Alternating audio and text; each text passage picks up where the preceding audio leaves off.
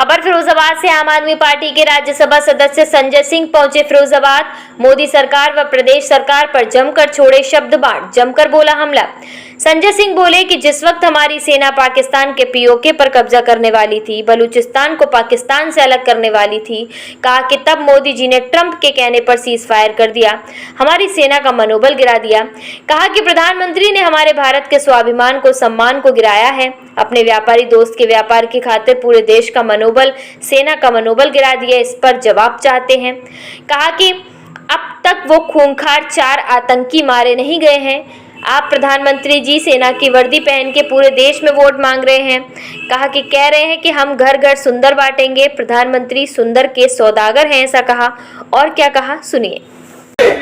पिछड़ों की, दलितों की, अल्पसंख्यकों की, मजलूमों की, रेहड़ी पटरी वालों की, कूलियों की, जिसकी कोई आवाज नहीं, उसकी आवाज हमारे बड़े भाई राष्ट्रवाद सांसद संजय सिंह जी को मैं आवाज देता हूं कि वो मंच पे आए, उन्हें सुनना चाहते हैं, उनसे प्रेरित होना चाहते हैं। देखिए, हमारी सेना जिस वक्त पीओके पे कब्जा कर सकती थी, उन 4 खूंखार आतंकवादियों को, जो अपने आप को पाकिस्तानी आतंकवादी होने का दावा करके, बहनों के सिंदूर उजाड़ के हिंदुस्तान को चुनौती दे रहे थे, उनको ख़त्म कर सकती थी। ऐसे समय में जब भारत की सेना बलूचिस्तान को पाकिस्तान के नक्शे से मिटा सकती थी, बांग्लादेश की तरह, प्रधानमंत्री ने सीज फायर कर दिया। किसके कहने पे किया? अमेरिका के राष्ट्रपति ट्रंप के कहने पे, जिसको मोदी जी कहते हैं माय फ्रेंड ट्रंप, जिसको मोदी जी कहते हैं अब की बार ट्रंप सरकार। उस व्यक्ति ने पहले ट्वीट किया। क्या ये हिंदुस्तान के 140 करोड़ लोगों का अपमान नहीं है? क्या ये भारत की संप्रभुता पे चोट नहीं है?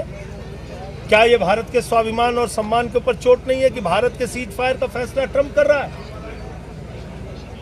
प्रधानमंत्री ने भारत के स्वाभिमान को, सम्मान को, अपने दोस्त व्यापारी, जिसके व्यापारिक हित अमेरिका के साथ जुड़े हुए हैं, उसके ट्रंप के दबाव में आके सीज फायर घोषित किया।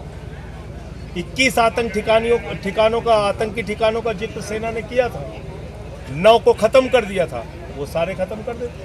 प्रधानमंत्री ने कहा कि पाकिस्तान के डीजीएमओ की बात मैंने मान ली।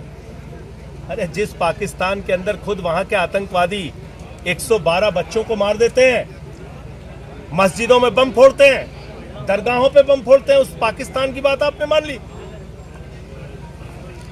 जिन्होंने पठानकोट पे हमला किया, पुलवामा में हमला किया, उड़ी में हमला किया।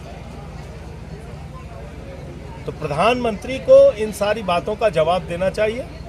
हम सेना के शौर्य को नमन करते हैं, लेकिन प्रधानमंत्री की नीति के बारे में उनसे जवाब चाहते हैं। और ट्रंप का जो आरोप उनके ऊपर है कि व्यापार बंद करने का दबाव देकर उसने सीज फायर कराया, उस पर जवाब चाहते हैं। और इसके साथ साथ जो अब तक खूंखार आतंकवादी मारे नहीं गए, जिन्होंने हमारी बहनों के सिंदूर उजाड़े, आप कह रहे हैं ऑपरेशन सिंदूर जारी है, तो आपके लोग आपका सेना की वर्दी में फोटो कैसे लगा रहे हैं?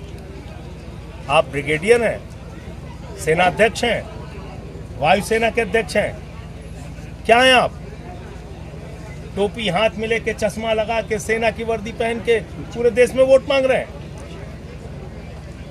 कह रहे हैं हमारी नसों में सिंदूर बह रहा है, गरम सिंदूर बह रहा है, घर घर सिंदूर बांटेंगे। कौन बांटेगा? वो मनोहर लाल धाकड़ बांटेगा? कौन सिंदूर बांटेगा? ये जिनके रोज इनके चरित्र के नए नए किस्से आ रहे हैं, भाजपाइयों के, जो बीजेपी का प्रवक्ता है, कांग्रेस के प्रवक्ता की मरी हुई मां के बारे में जो टिप्पणी करता है, वो बांटेगा सिंदूर? तो इन सारे सवालों पर प्रधानमंत्री ने जवाब दिया। प्रधानमंत्री सिंदूर के सौदागर इसलिए हैं कि उनको जिनके माथे के सिंदूर उजड़े, उन बहनों से मिलने की फुर्सत नहीं मिलती।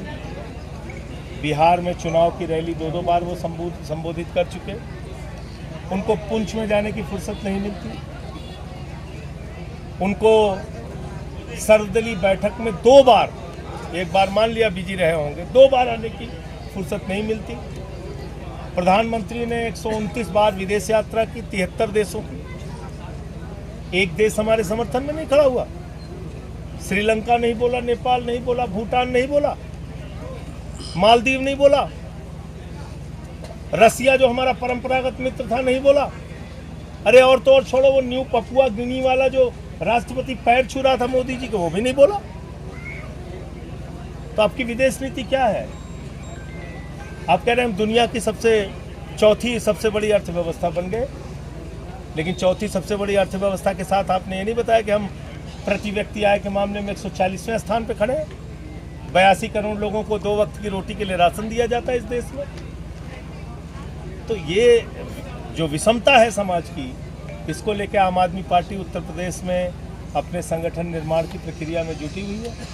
आज ब्रज प्रांत का कार्यकर्ता सम्मेलन था यहाँ पर फिरोजाबाद के इस गांव में, और डॉक्टर हृदय चौधरी जी जो हमारे अध्यक्ष हैं, उनके प्रयासों से कार्यक्रम यहाँ पे सफलतापूर्वक हुआ। हमारे साथ प्रभारी दिलीप पांडे बीजेपी नेता सुवेंदु अधिकारी ने कहा है कि तृणमूल सरकार तुष्टीकरण की राजनीति कर रही है और कार्रवाई केवल सनातनियों पर हो रही है।